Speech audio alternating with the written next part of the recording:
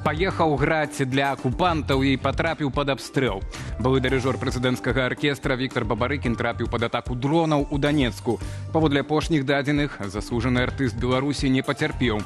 Чаго не скажаш пра жыхароў Львоўшчыны. Там ад расійскай ракеты загінула цэлая сям'я, у тым ліку 15-гадовая дзяўчына. Спадарства глядзіць падсумаванне найважнейшых падзей адыходзячага тыдня. З вамі Алесь Залеўскі. Вітаю шчыра, і калі вам бяспечна, заклікаю паставіць лайк пад гэтым відэа, каб болей людзей пабачылі контент по-беларуску і без цэнзуры.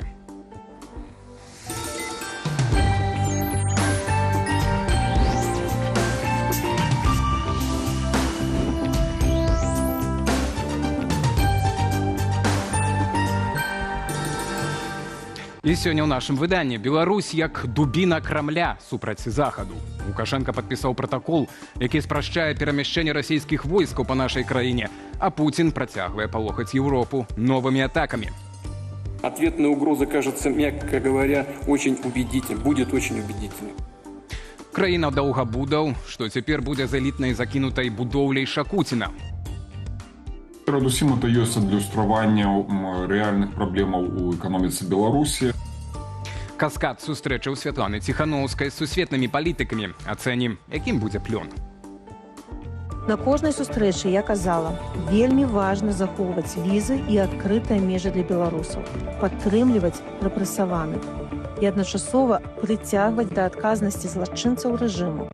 Ну і наша першая тэма – рэжым у Беларусі яшчэ глыбей зацягвае нашу краіну ў залежнасць ад Расіі. Гэтак 1 кастрычніка Лукашенко даручыў перамовы і падпісанне змяненняў у дамову з Расіяй аб развіцці ваенна-тэхнічнага супрацоўніцтва, заключаную яшчэ ў 2009 годзе. Падрабязнасці ў нашым матэрыяле. Лукашенко падпісаў указ, якім ухваліў праект змянення ў дамову між Беларусю і Расіяй аб развіцці вайскова-тэхнічнай супрацы, якую заключылі яшчэ ў 2009 годзе. Фактычна ён пашырае магчымасці Масквы для выкарыстання беларускай вайсковай інфраструктуры, і не толькі вайсковай. Яны зацвердзілі пагадненні, якія тычацца юрыдычнага і працэдурнага характару.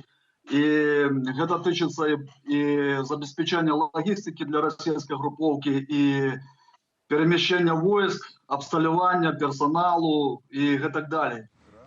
Пры гэтым між хаўруснікамі ўжо заключаны шэраг дамоваў аб узаемнай бяспецы і абароне. Гэтак існуе ваенная дактрына, паводле якой дапускаецца ўдзел беларускай арміі ў канфліктах па-за межамі краіны ў інтарэсах саюзнікаў, найперш Расіі. Летась Пуцін асобна ўключыў Беларусь у ядравую дактрыну, тым самым развязаўшы сабе рукі для прымянення ядравай зброі пры якой-кольвек агрэсіі нават супраць Беларусі. Беларусь для Пуціна ператварылась, фактично ее перетворяют в плацдарм для подальшей эскалации, для поширения агрессии в любой бок. Это называется проецирование сил.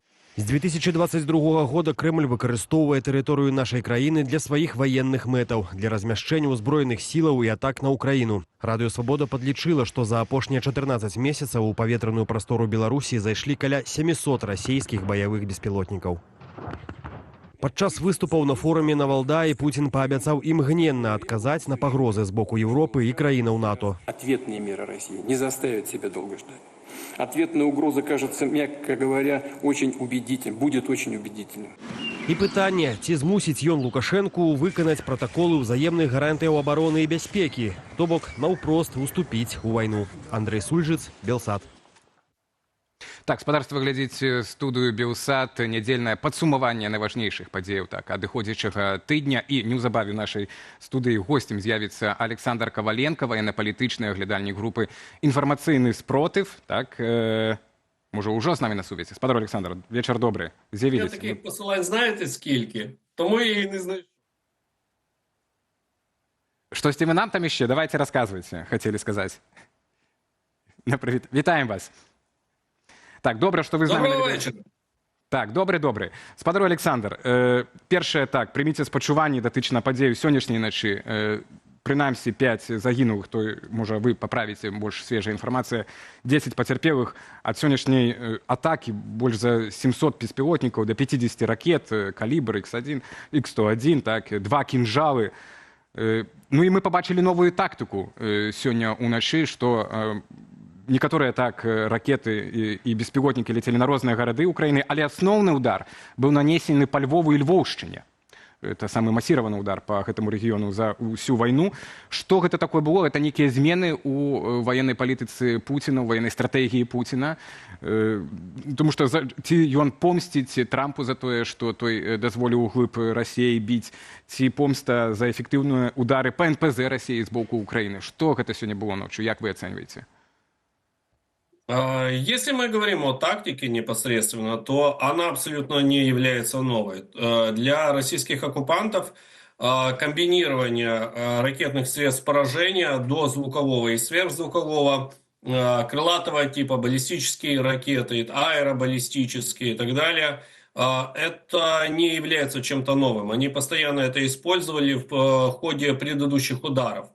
Аналогично, как и массированное использование дронов камикадзе и дронов приманок в количестве до 500 и более штук.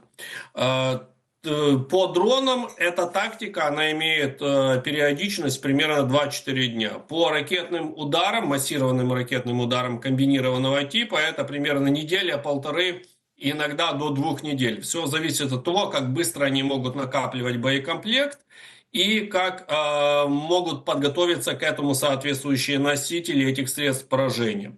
Единственная отличительная черта – это действительно то, что был нанесен массированный удар, концентрированный массированный удар не по центру Украины, не по югу, не по столице, а именно по Западной Украине. Западная Украина также подвергалась ударам ранее, но при этом они были не настолько масштабные и массированные.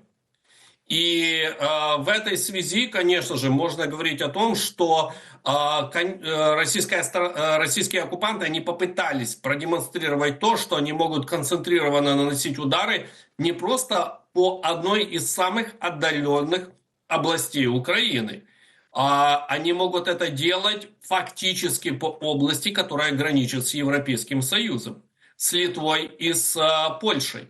То есть тут даже в некотором смысле не тактического рода задачи выполнения, оперативно-тактического даже уровня, а это непосредственно шантаж угрозой и, скажем так, определенный посыл для Европейского Союза, особенно после того, как на территорию Польши, в ее воздушное пространство, не так давно вторглось 19 российских дронов-приманок типа Гербера.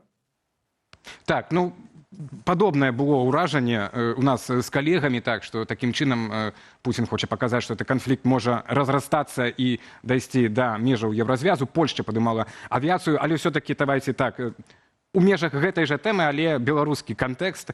Якраз на гэтым тыдні і афіцыйнае кіраўніцтва Беларусі, і лідары дэмакратычных сілаў Беларусі, яны спрабавалі камунікаваць з кіраўніцтвам Украіны. Ну, Лукашенко это рабіў завочна пасля сустрэчы з Пуціным і не прасіў, а заклікаў сустрэцца з ім менавіта, так, каб наступіў мір у нашым рэгіёне. Ну і быў пасля адказ Зеленскага пра тое, што это проста старыя, пажылыя, так, сталыя людзі, нешта жывуць у сваім свеце, вырашылі.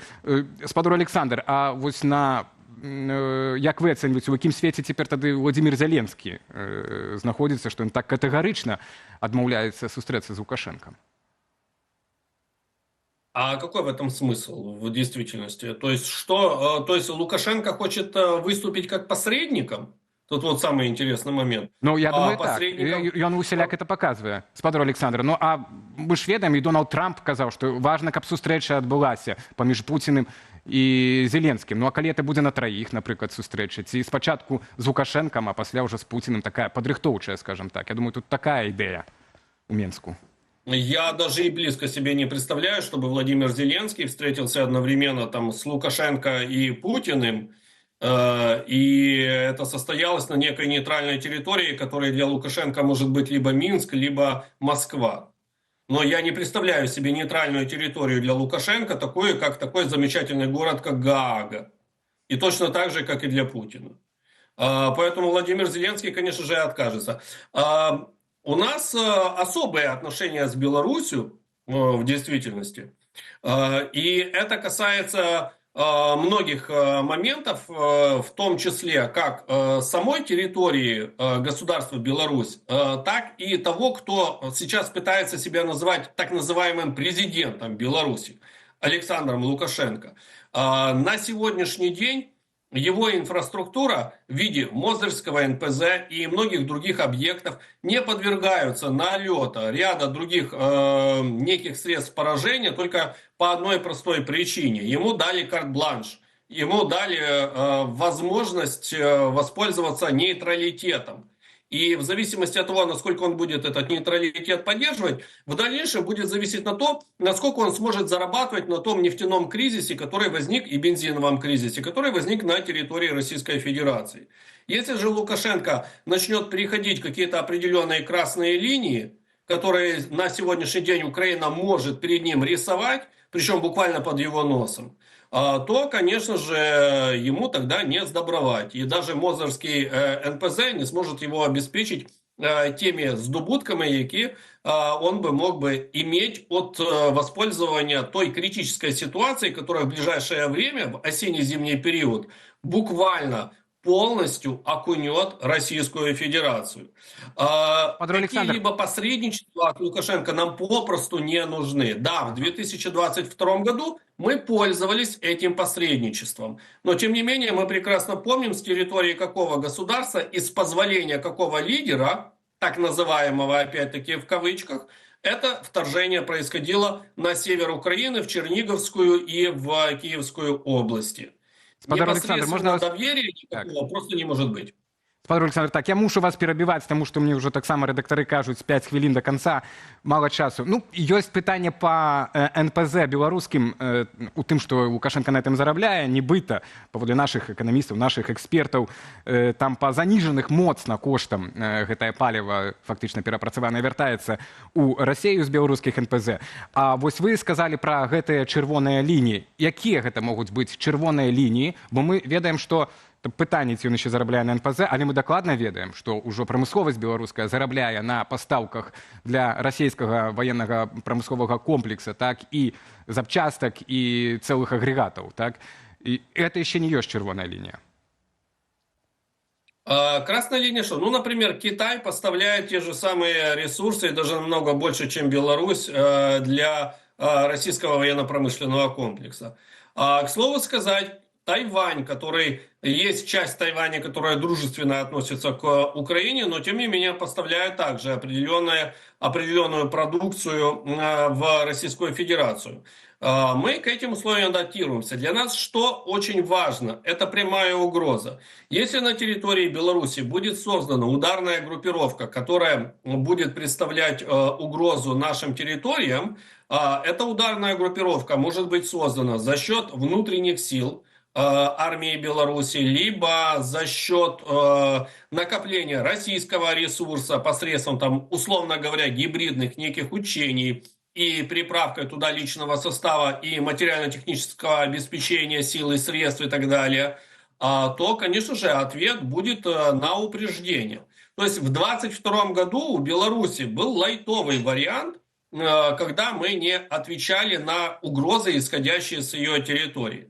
Но если Лукашенко пойдет по той же самой тропе в 25-м, 26-м или в каком-либо другом году, ну, многие сейчас могут видеть, что Украина, она не сдерживает свои возможности по контратветам. Это начиная от Каспийского моря и заканчивая Онежским озером.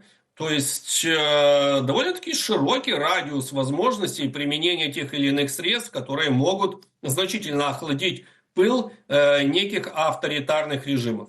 Спадар Александр, вы кажаце, што афіцыйны Кіеў не верыць, так, у Лукашэнку пасярэдніка, той, што зможа паўтарыць эту сваю ролю з 2014 года і 2022, але амерыканцы па ўсёй бачнасці вераць, ну, ці хочуць у гэта вераць, і Дональд Трамп, адміністрацыя ягоная праводзіць перамовы з ім. Мы ведаем, што ёсць пэўныя плюшкі ад гэтага дэмакратычным сілам, выходзяць людзі на вуліцу, на свабоду, не зусім, нават дэпартуюцца адразу з краіны. То бок сам гэты працэс ідзе. Таму відаць, што Дональд Трамп верыць у магчымасць все-таки Лукашэнкі Ну, можа, не як пасярэднік, але таго, хто зможа наблізіць мір. Ничего подобного. Лукашенко это отнюдь не голубь мира. Точно так же, как и Дональд Трамп, и близко даже не Дональд Трамп даже и близко не голубь мира. По одной простой причине. Дональд Трамп всю свою историю в бизнесе, в шоу-бизнесе, в политике, он вел себя крайне агрессивно. Поэтому, когда после своей инаугурации, даже до инаугурации он стал говорить о неких миротворческих инициативах, то вот лично для меня, как для аналитика, это стало серьезнейшим сюрпризом, с которым я был не готов мириться, поскольку это для меня был жесточайший диссонанс на уровне даже какого-то интеллектуального суицида. Дональд Трамп – это крайне агрессивная личность, которая хочет доминировать. Он хочет не миротворить, он хочет доминировать. Для него любая миротворческая деятельность – это исключительно попытка получить премию мира, Нобелевскую премию мира, чтобы избежать целого ряда пунктов по его юридическим обвинениям в судах, поскольку Нобелевская премия мира, она освобождает от определенных юридических преследований, соответственно, номинанта. Для него это самое важное было. Он не достиг этой цели. За это время он помирил Камбоджу и Армению, Албанию. он помирил Албанию и Азербайджан, но он не помирил Украину и Россию. И он не сможет этого сделать. Что же до Беларуси, то Беларусь для него и непосредственно военный преступник и диктатор Лукашенко является кем?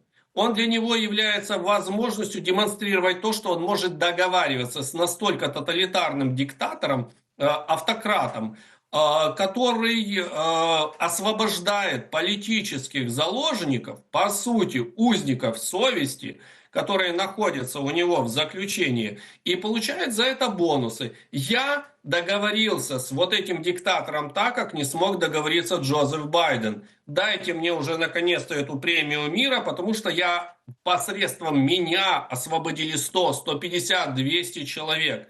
То есть вот в чем его заинтересованность. Для Лукашенко это в чем заинтересованность? Ну, смягчение санкционного режима, определенные поблажки со стороны Соединенных Штатов и, конечно же, демонстрация того, что Лукашенко не находится в политической изоляции для цивилизованного демократического мира. С ним общается не кто-нибудь, а на уровне своих посланников, но тем не менее президент Соединенных Штатов. Вот и обоюдный профит. Что Дякую. нужно Лукашенко, что нужно Трампу. Спадар Александр, дзякуем. Так, можна было б далей працягваць. У мяне яшчэ таксама была тэма атамных электрастанцыяў ва ўкраіне. Наступным разам, спадзяемся, цяпер жа мы, дзякуючы таксама і нашым гледачам, паспрабуем гэту тэму закрануць. Дзякуй вам, добрага вечара і спакойнага. Так, ну і да, пра АЭС, прынамсі, у нас ёсць, шаноўныя гледачы, апытанка ў нашай чаце трансляцыі, яна ананімная, таму бяспечная, калі ласка, карыстайцеся. Пытаемся мы, ці непакоіць вас тое, што адбываецца на Запорожскай і Чарнобыльскай АЭС. А ўсё простое, што на гэтым тыдні сітуацыя адразу на двух ключавых украінскіх атамных электрастанцыях выклікае занепакоенасць у міжнароднай супольнасці ў выніку расійскага абстрэлу падстанцыі ў горадзе Славуціч 1 кастрычніка Чарнобыльская АЭС цягам 16 гадзінаў заставалася без электразабеспячэння. Паводле Міністэрства энергетыкі Украіны адсутнасць электрычнасці закранула саркафаг над разбураным 4-м энергаблокам. Тым часам Запорожская АЭС, што цяпер пад расійскай акупацыяй, засталася без асноўнага электразабеспячэння праз пашкоджанне электралінію. Ну і станцыю ўжо неаднаразова абстрэльвалі, праблемы з астуджэннем рэактарам узнікалі і пасля падрыву Кахоўскай АЭС. А тым часам, чаму мы гэтую тэму сёння высоўваем і лічым яе важнай, бо тым часам пакуль Пуцін ладзіў ядравы шантаж, вось, на прыкладзе Украіны з АЭС, Лукашенко выпрошвае ў яго другую атамную станцыю, нібыта гэта добры праект, каб у будучыні забяспечыць захопленыя Расіяй украінскія тэрыторыі. Але падобна Пуціну цяпер не да гэтага, бо грошы патрэбныя не на вайну. Ці пойдзе на гэта кіраўнік Крамля і чым абернецца дадатковы атамны аб'ект за расійскі крэдыт для беларусаў? У праграме «Раніца» з Белсатам распавёў эканамічны аглядальнік Андрей Маховскі. А зачем ему их давать, Лукашенко, эти деньги в принципе? Ну, то есть, куда Лукашенко денется без этих денег? он же все равно никуда... А если нет разницы, то зачем платить больше? И вот если он их даст, эти деньги, Лукашенко, то это будет означать, что он требует что-то взамен. Но я думаю, что единственное, что Лукашенко может ему дать, это еще большее соучастие в войне, конечно. То есть, если мы все-таки получим, вот этот кредит, наверное, это будет очень плохой знак. Это будет означать, что Беларусь будет больше соучаствовать в войне против Украины или, может быть, больше соучаствовать в провокациях против западных соседей. Так, ужо неўзабаве ў нашай студыі папулярызатар і суаўтар беларускай нацыянальнай ідэі, журналіст Зміцер Лукашук. Заставайцеся з намі. А пакуль да іншай, таксама вечнай тэмы ў Беларусі, гэта даўгабуды. У створанай стабільнасці праз беларускія ўлады выявілася чарговая праблема, якую чыноўнікі некалькі дзесяцігоддзяў не могуць развязаць. Я ўжо сказаў, даўгабуды. Дзякуючы ініцыятывы Белпол маем на руках дакументы камітэту дзяржкантролю з колькасцю замарожаных аб'ектаў і нараканнямі на іншыя органы ўлады, якія абыякава ставяцца да праблемы. Марылія Дакуцька працягне. Даўгабуды – балючая тэма для ўладаў. Неаднойчы Лукашенко рабіў разносы чыноўнікам, у асноўным за зацягнутыя інвестыцыйныя праекты ў сталіцы. Маўляў, яны псуюць выгляд гораду і дэманструюць невыкананне дамоўленасцяў. Аднак праблема незавершанага будаўніцтва актуальная для ўсёй краіны. Даўгабуды – гэта такая сістэмная праблема, якая была, якая ёсць і будзе. Перадусім, это ёсць адлюстраванне рэальных праблемаў у эканоміцы Беларусі. Праспект пераможцаў у Менску. Тут каля драздоў красуюцца элітныя шматпавярховікі, спартовыя і бізнес-цэнтры. Адзін з аб'ектаў – амбітны праект колішняга бізнес-фаварыта Лукашэнкі Аляксандра Шакуціна. Гатэльна-дзелавы комплекс, што першапачаткова назвалі Шантар-Хіл. Будаваць яго пачалі ў 2016 годзе. Генпадрадчыкам выступіла кітайская кампанія Сытык Констракшн. Планавалася, што комплекс зробіцца вызначальным для турыстычнага холдынгу «Шантар», якім кіравала цяперашняя віцэ-прэм'ер Наталя Пяткевіч. Аднак у 2019-м на пляцоўцы з'явіліся праблемы. І цяпер аб'ект у шэрагу даўгабудаў. Працы на ім не вядуцца дагэтуль. Дзякуючы ініцыятыве Белпол маем дакументы Камітэту дзяржаўнага кантролю да Савету міністраў, з якіх вынікае, што на пачатак ліпеня сёлета ў спісе даўгабудаў 341 аб'ект з тых, што значыліся яшчэ на 2021 год. Больш чым на палове ніякія працы не праводзяцца як мінімум другую пяцігодку. Гэта звязана з фінансавай сітуацыяй ў краіне. То бок, хутчэй за ўсё, частка гэтых даўгабудаў, яна фінансавалася іх будаўніцтва праз бюджэт. Калі ў бюджэце грошаў менш, калі праблемы з збытам тавараў, калі паступленні ў бюджэт зменшаюцца, то зразумела і праекты, звязаныя з запускам, увод у эксплуатацыю гэтых даўгабудаў, яны зацягваюцца. Праўда, кантрольны орган канстатуе, колькасць незавершаных будоўляў за апошнія 4 гады скарачаецца, але марудна. Больш затое непазбежна паўстаюць новыя.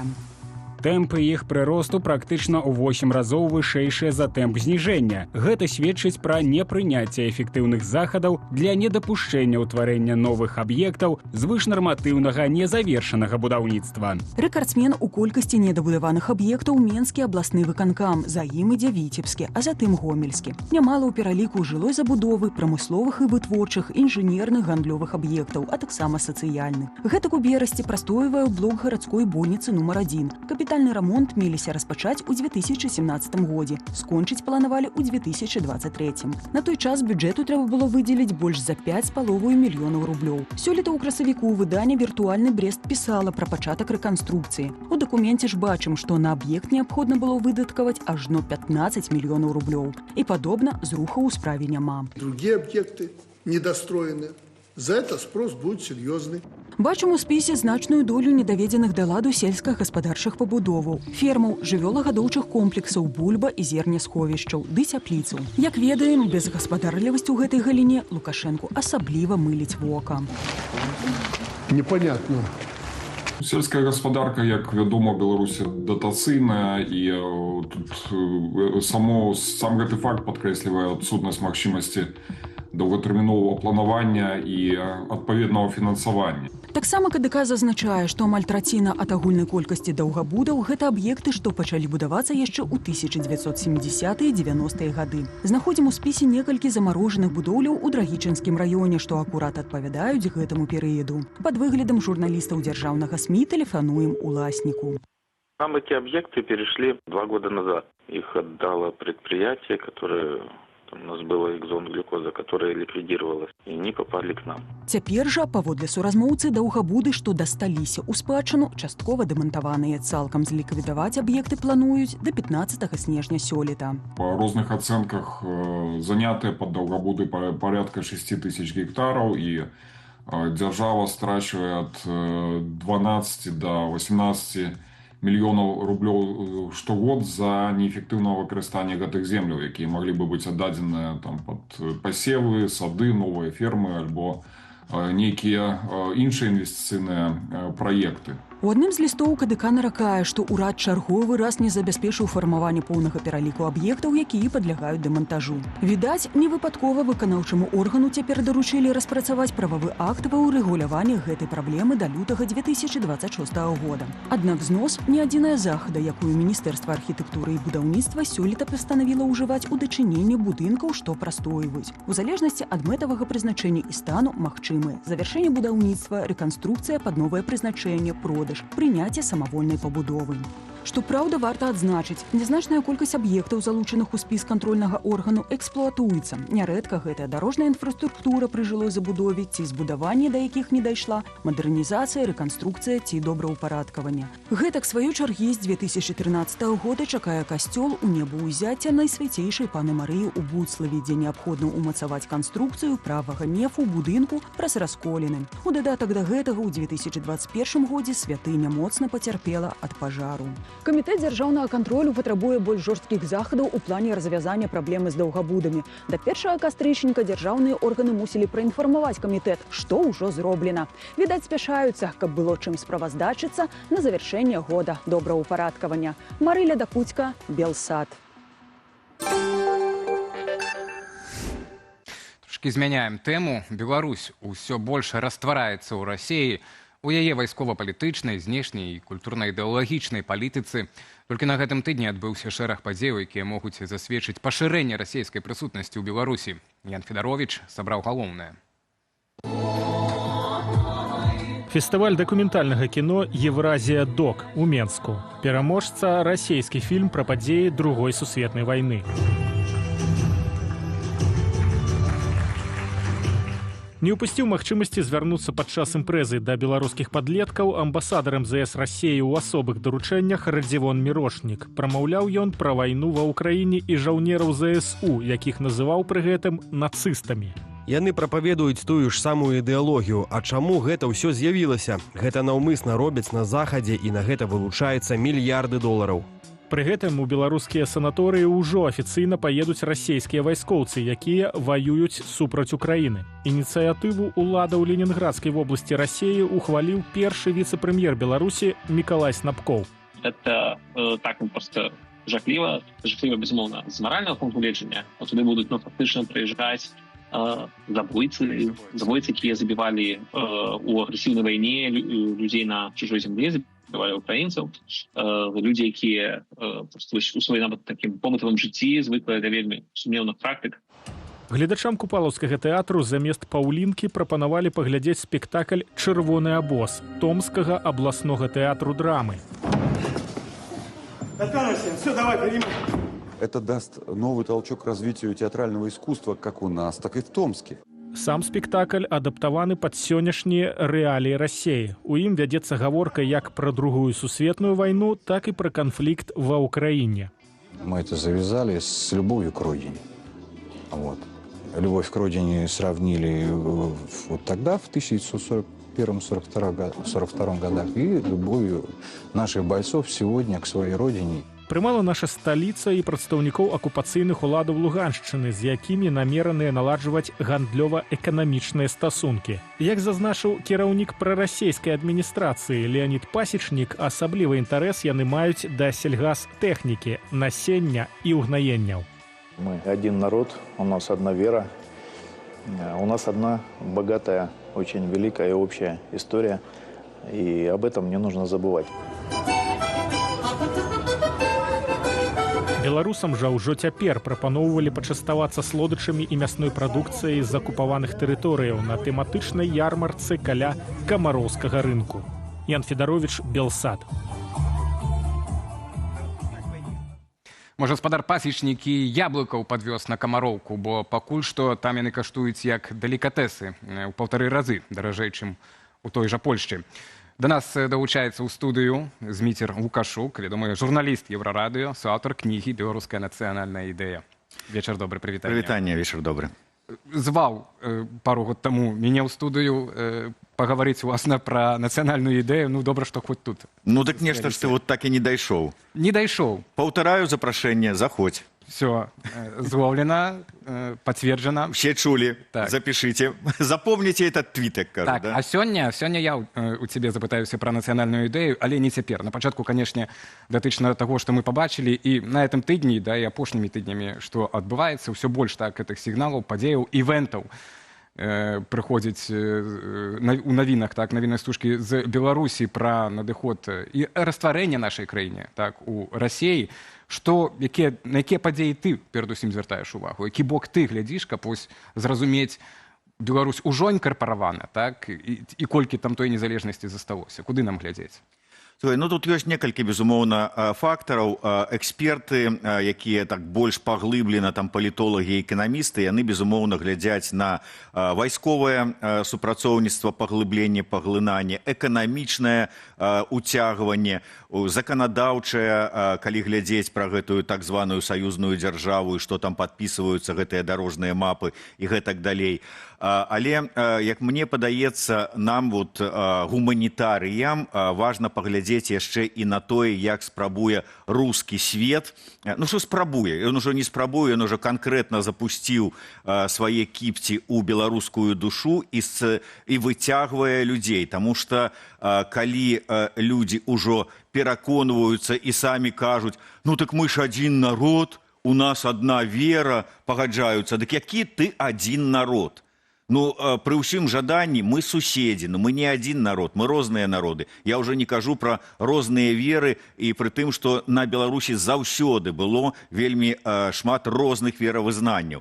І таму трэба глядзець пра тое, што ў адукацыі адбываецца, як спрабуюць там перакаваць, яны нарэшце зразумелі гэта, што варта звяртаць увагу на моладзь, спрабаваць яе перацягнуць, ей адразу закласці нейкія канцэпты вось гэтыя рускамірскія сюды, таму вельмі шмат ідзе вось гэтыя нейкія там патрыятычныя лагеры, вайсковыя навучанне і ўсё астатняе. Там культура, што адбываецца ў кінематографе, што адбываецца ў тэатры. Мы зараз паглядзелі сюжэт «Купалаўскі тэатр», рэжысёр Купалаўскага тэатра. Два слова не можа звязаць па-беларуску. Рэжысёр у тэатры самым беларускім, здавалася, да гэтага часу месцы.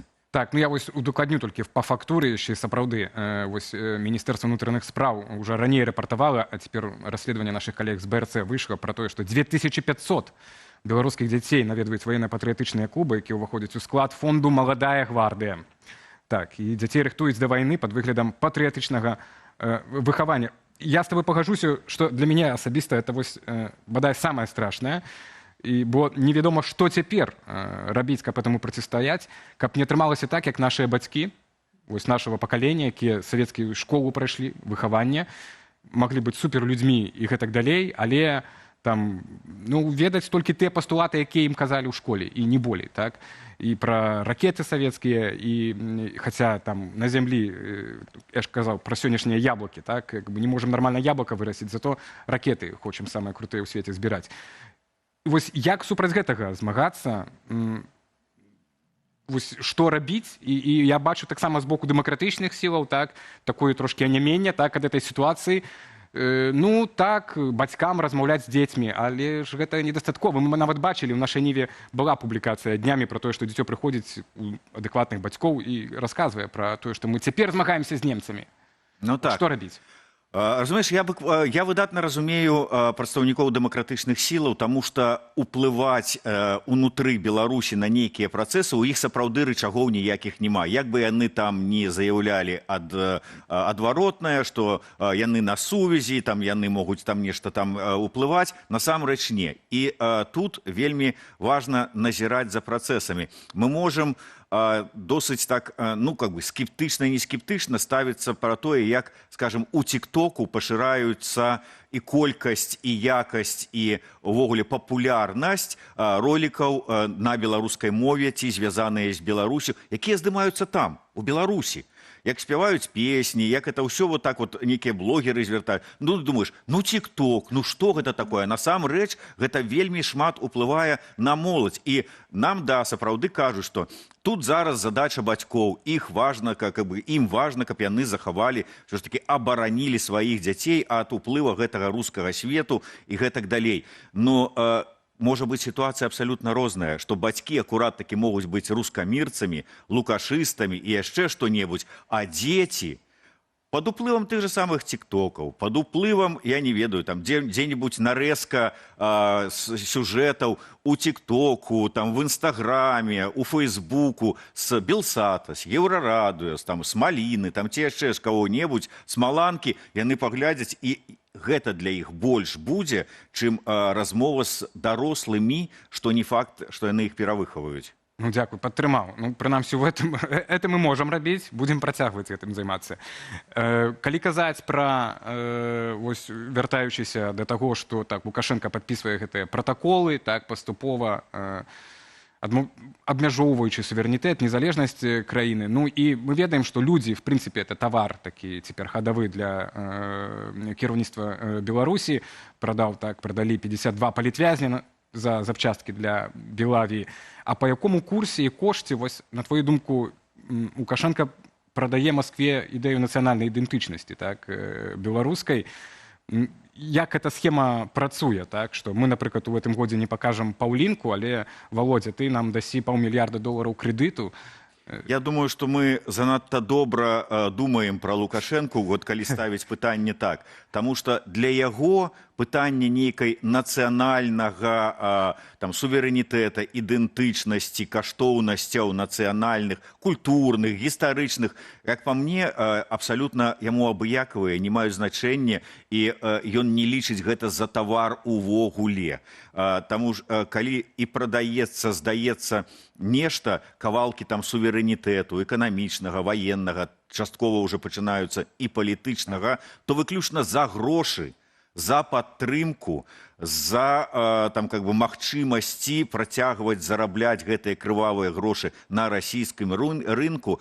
А гэта, а хочаце вы, да ради Бога, идите. Это чтоб можно было потом сказать, ну так а вот ваши ж там, вот, мы ж нічога не робім, мы ж один народ. І ўсё, то есть гэта, мне падаецца, што гэта абсалютна не тавар, што дазвольце нам паставіць там пра СВА, там нейкая там умоўная на сцэне Купалаўскага тэатра, а за гэта мы вам. Гэта не ідзе. Просто на самацёку. Это доказ просто з яго боку, доказ, што я ж свой. Так, ну ёсць канкрэтная супраца эканамічная все-таки так с этими акупаванымі. Тут ён мае таксама дзяліцца нейкай культурнай так прасторай беларускай, так каб паказаць, ну але зато там увугаль ці што яны там купляюць, прадаюць так в этой ЛНР.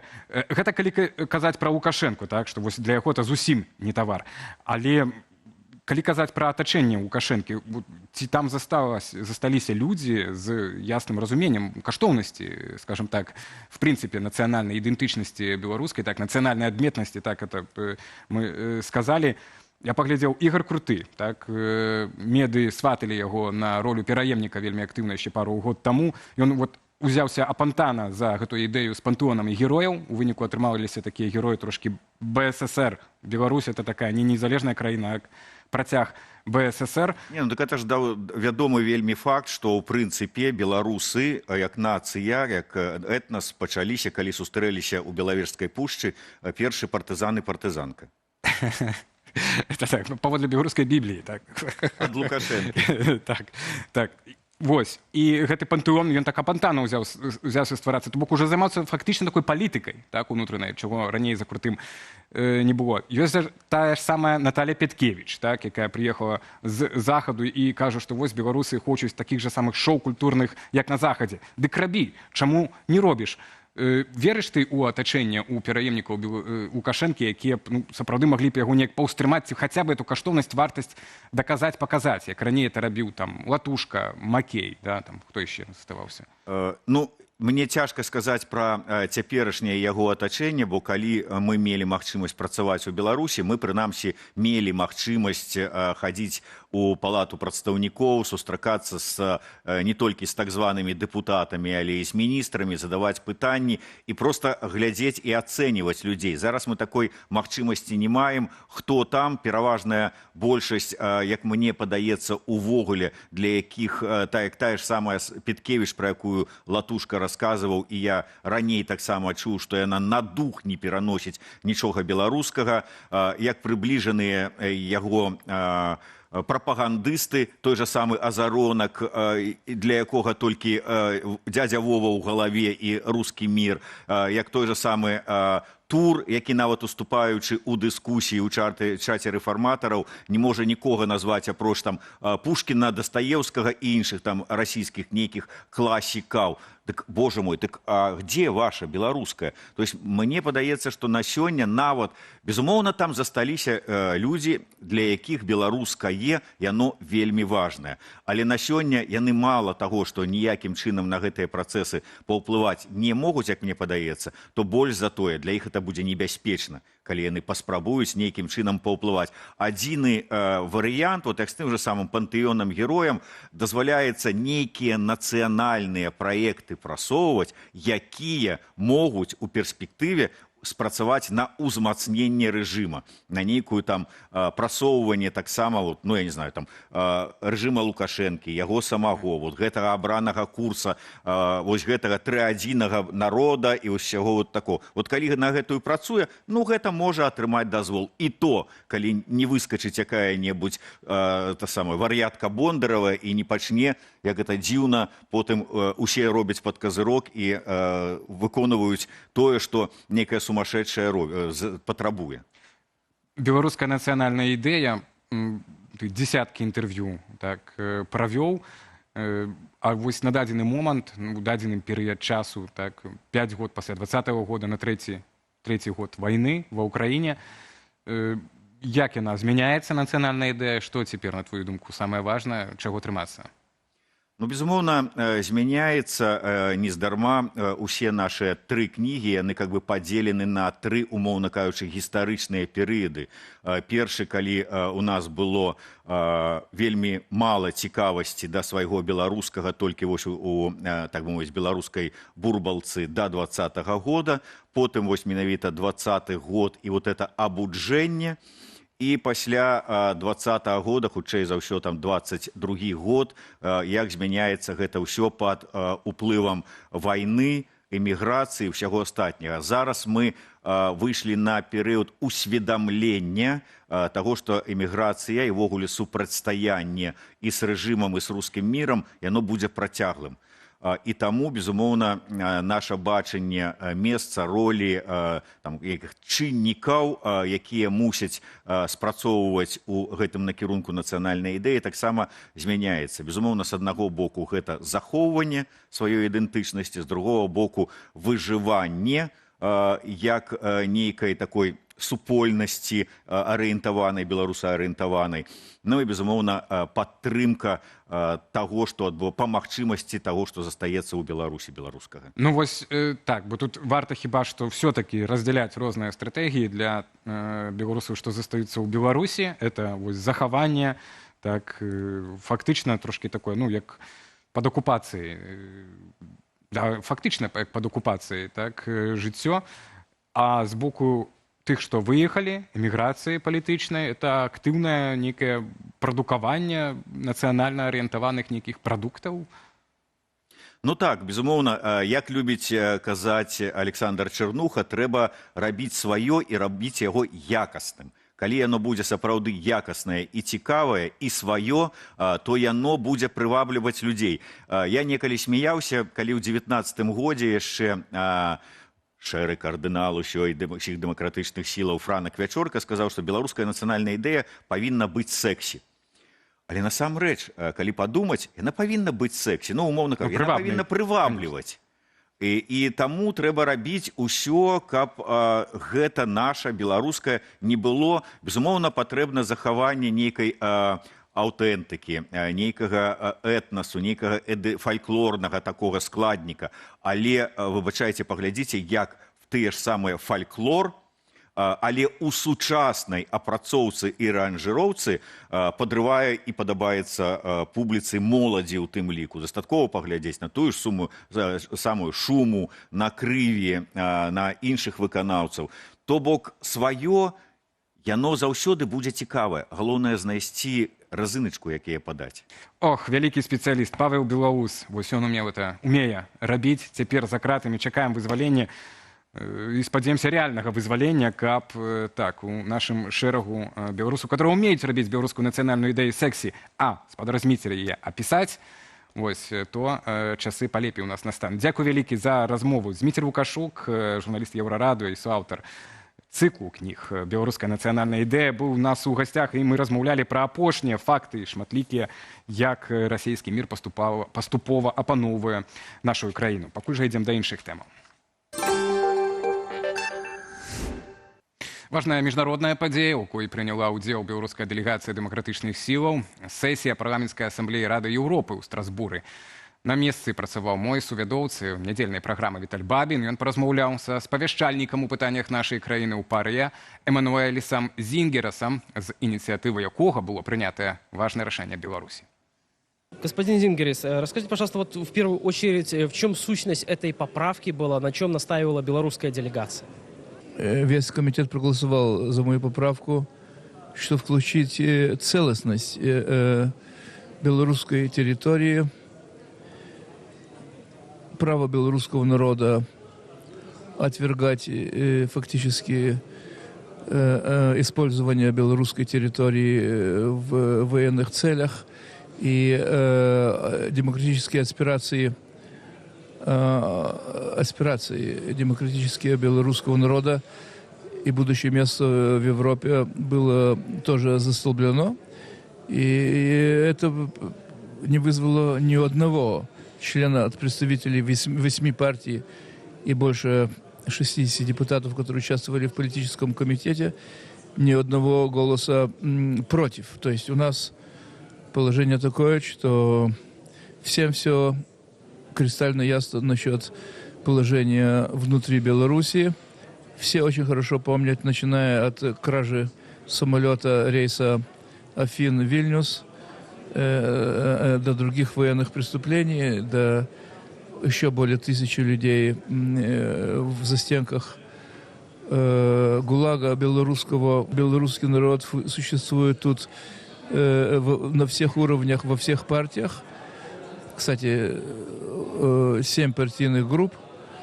И во всем этом мы видим явный след свободомыслящих белорусов. И мы понимаем, что против них направлено острие КГБ из Минска. Так что у нас одним случаем с Мельниковым никто не выбивает из колеи. Мы понимаем, что против вас имеются в каждом кармане у господина Лукашенко и у господина Путина десятки схем, как скомпрометировать оппозицию, но для нас мы уже эту школу проходили.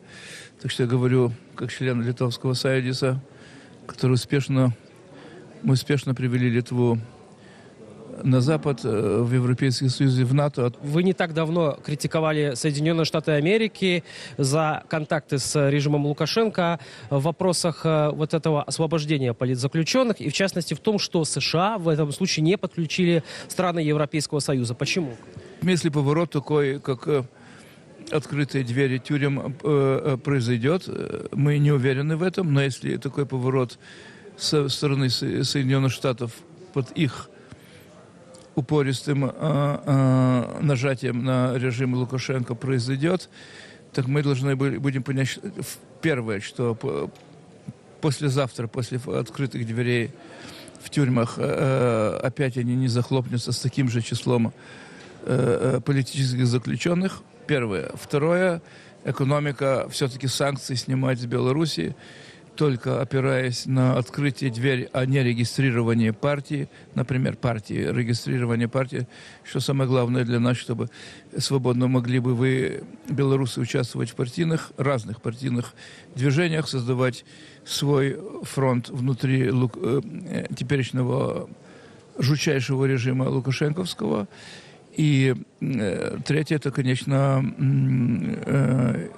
независимость Белоруссии. Мы не желаем там видеть русских войск. Мы думаем, что Беларусь является суверенной страной. Мы надеемся на то, что белорусская культура вздохнет в будущем посвободнее, и белорусский язык опять вернется в школы. Память о сталинском режиме будет и о куропатах будет чрезвычайно ясно выделяться в программах просвещения белорусского народа. Скажите, вот и еще касаемо политических заключенных, 1300 все-таки цифра не маленькая. Готов ли Вильнюс, в принципе, Литва принять этих людей? Готовы их принять и, конечно, готовы распределить по странам-членам Совета Европы.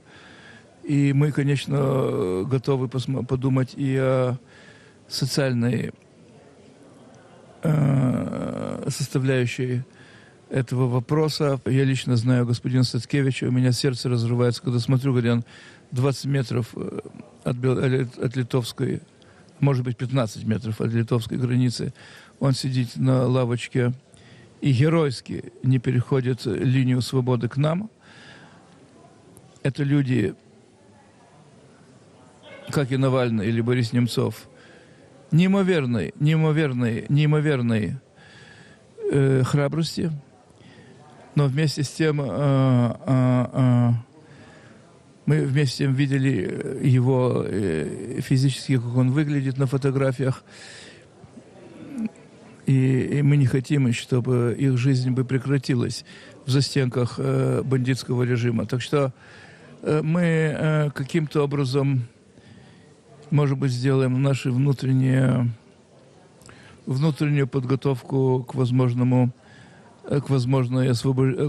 освобождению, но вместе с тем мы пока не готовы не пропускать Белорускали в Клайпеду, ни на другие шаги, ни послабления санкций. Литва готова будет закрыть эти границы, как это сделала Польша, на некоторое время? Нет никакого, даже маленького вопросительного знака, что Литва закроет моментально границы, если поток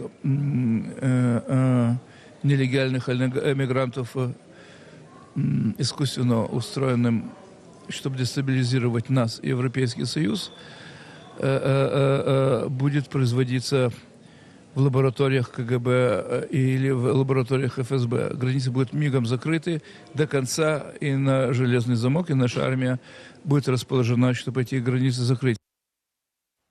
Гэта быў фрагмент гутаркі з высокім еўрапейскім чыноўнікам, а цалкам чытайце на сайце belsat.eu ці глядзіце на YouTube-канале Белсат Ньюс. Насычаны тыдзень выдаўся і ў кіраўніцы аб'яднанага пераходнага кабінету Святланы Ціханаўскай. Спачатку яна ўзяла ўдзел у варшаўскім форуме бяспекі. Падчас яго яна далучылася да дыскусіі, выступіўшы на галоўнай сцэне, і правяла шэраг двухбаковых сустрэчаў сярод іншага з міністрам замежных справаў Польшчы Радосławом Сікорскім, спецыяльным пасланнікам прэзідэнта Трампа Кітам Келлагам, прэзідэнткай Грузіі Саломай Зурабішвілі ды іншымі палітыкамі. Яшчэ больш прадстаўнічым стаў удзел у саміце еўрапейскай палітычнай супольнасці ў Капенгагене. Тут Святлана Ціханаўская сустрэлася з прэзідэнтам Украіны Владзімірам Зеленскім, лідаркай Малдовы Майяй Санду, прэм'ер-міністрам Польшчы Дональдам Тускам, а таксама першымі асобамі Літвы, Нямецчыны і Францыі. Асабліва раю паглядзець на сустрэчу са спадаром Макронам. Як кажуць, у гэтым месцы мелася б быць рэклама, але у гэтым месцы мелася быць размова з дарадцам па міжнародных пытаннях Святланы Ціхановскай, з Дзенісам Кучынскім, але вось літаральна хвіліна перад эфірам ён паведаміў, што спадарня Святлана папрасіла яго застацца на нейкай важнай сустрэчы, але затое Дзеніс спадар запісаў нам трошки відэа адказы на тыя пытанні, якія нас цікавілі. Канешне, не на ўсе, но але пакажам тое, што ад яго атрымалі, калі ласка. Сапраўды, вось уже чацвёрты раз Святлана Ціхановская была запрошаная на саміт еўрапейскай палітычнай супольнасці. Першы быў у Іспаніі, пасля у Великабрытаніі, у Албаніі, вось зараз у Даніі падчас прэзідэнцтва Даніі ў Еўразвязе. Гэта насамрэч унікальная магчымасць для Беларусі быць прадстаўленым на такім высокім узроўні, таму што гэты саміт ён збірае асноўных лідараў еўрапейскіх, не толькі Еўразвязу, але і шырэй. Вось, ну і там была цудоўная магчымасць паразмаўляць з прэм'ер-міністрам Великабрытаніі, з канцлерам Нямецчыны. Была досыць доўгая білатэральная размова з прэм'ер-міністрам Польшы Дональдам Тускам. Вось. Ну і таксама гэта цудоўная магчымасць паразмаўляць з тымі кіраўнікамі краін, з якімі мы не заўсёды перасекаемся на, ну, скажем так, у Брюсселі, напрыклад. Вось, таму сярод іншага вось паразмаўлялі з прэзідэнтам Сербіі Вучичам, падзякавалі яму за вызваленне, зноў-такі, за вырашэнне сітуацыі з Андрэем Гнётам, размаўлялі таксама пра тое, каб шукаць магчымасці для рэабілітацыі для беларускіх палітзняволеных, якія вызваляюцца зараз. Некаторыя з іх, безумоўна, на жаль, вымушаны выехаць з краіны. Вось таму і з прэзідэнтам Сербіі, і з Косава, і з Румыніі, з прэзідэнтам мы таксама размаўлялі пра такія магчымасці. Вось. Ну, агульная павестка, безумоўна, падчас саміту была на еўрапейскі шлях Беларусі. Зараз мы бачым, як у Беларусі мацнее, на жаль, гэты канцэпт рускага міра, і адбываецца вось такая моцная прапаганда расійскіх каштоўнасцяў, рускага міру, якая транслюецца па прапагандысцкіх медыях, і ў школах таксама, і там у інстытутах, в універсітэтах. Таму тут вельмі важна мець альтэрнатыву, і з нашага пункту гледжання гэтай альтэрнатывай з'яўляецца Еўропа, таму вельмі важна, каб Еўропа працягвала падтрымку для беларусаў, і візавую падтрымку, і падтрымку беларускай грамадзянскай супольнасці, медыяў, але і таксама у пытаннях пазіцыявання таго, каб выказваць падтрымку для еўрапейскага выбару Беларусі, каб калі наступіць момант, Беларусь магла інтэгравацца ў еўрапейскую прастору, таму што менавіта Еўропа прыносіць для Беларусі, можа прынесці для Беларусі спакой, мір і таксама надзейнасць, вось, разам з безумоўна рознымі і эканамічнымі, і палітычнымі, і сацыяльнымі плюсамі. Вось, таму на палях саміта мы пра гэта размаўлялі. Вельмі цёплая адбылася размова з прэзідэнтам Францыі Эмануэлем Макронам. Таксама з ім бачыліся у Ціране, у Албаніі. Вось, ну і таксама у прэзідэнта Макрона ёсць такі канцэпт еўрапейскай стратэгічнай перавагі, вось, каб Еўропа мела суб'ектнасць, каб Еўропа была моцнай.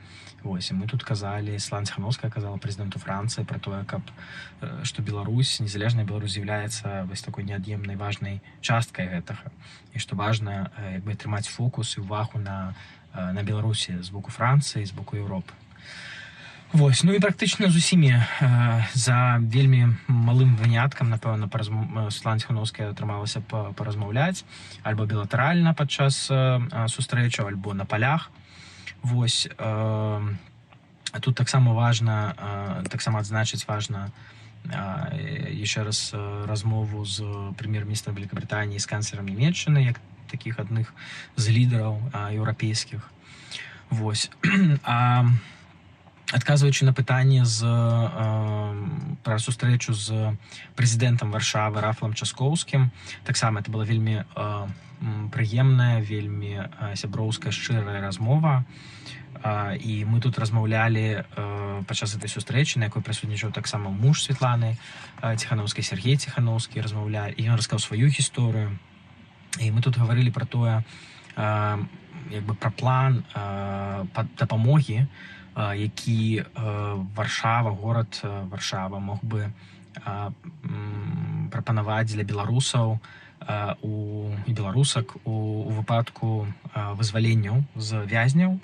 І калі гэта будзе адбывацца вось у такім жа фармаце, што людзі не могуць застацца ў краіне, вымушаны будуць выехаць, і калі гэта будзе колькасць большая, чым некалькі тузінаў, каб горад Варшава змог дапамагчы вось у гэтым, каб прыняць гэтых людзей, каб яны мелі дах над галавой, каб мелі дзе жыць.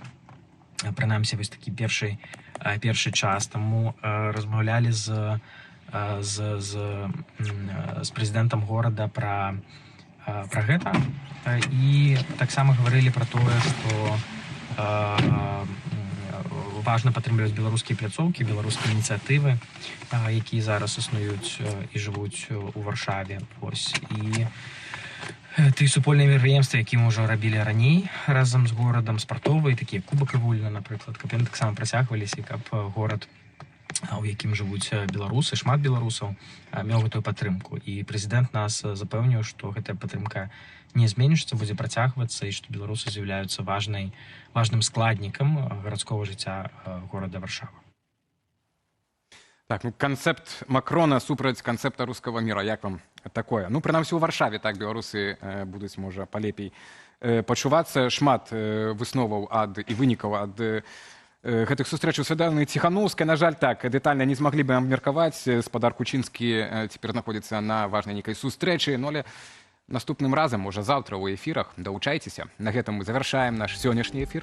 З вамі гэты час быў Алесь Залеўскі. Дзякуем спадарству за ўвагу і кожнаму асабістае дзякуй за лайк да гэтага відэа. З вашай падтрымкай нам лацвей супрацьстаяць дзяржаўнай прапагандзе. Зычу ўсім удалага вечару і беражыце сябе.